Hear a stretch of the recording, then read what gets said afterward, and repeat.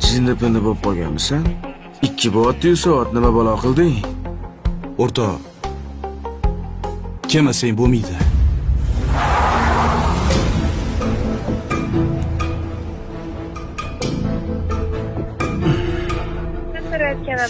Ko'tar edi Shahriyor, ko'tar. Ketdik endi, kelmasa ham kerak. Keladi javob.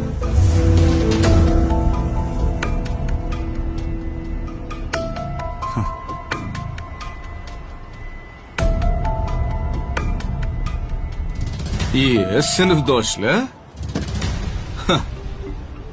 Tinchlikmi? Zohir. Yaxshimisan o'rtoq? Yaxshimisan? Salomatmisan? Rahmat. Sherzod? Ha, Badriddin, yaxshimisan?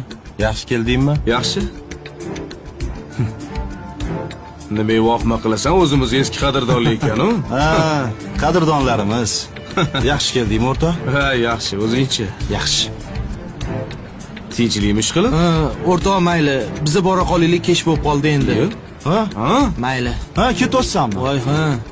Haq ketolsan. Bo'pti, charchamaylik. Tushunmadim. Tinchlikmi? Yo, nima, urushib qoldilar endi? Yo'q, urushib qolmadik o'rtoq. Sen kelguningcha bitta voqea bo'ldi. Nima bo'ldi?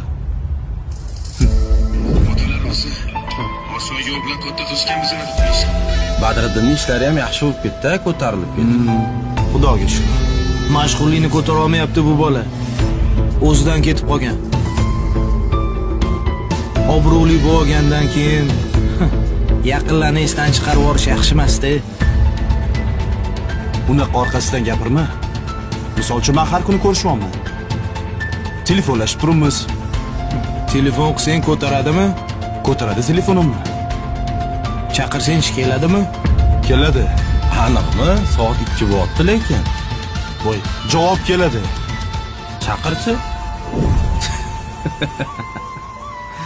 Mashinaga maraz o'rtoqlarning yonida yuzim yorug' qilganing uchun senga rahmat o'rtoq.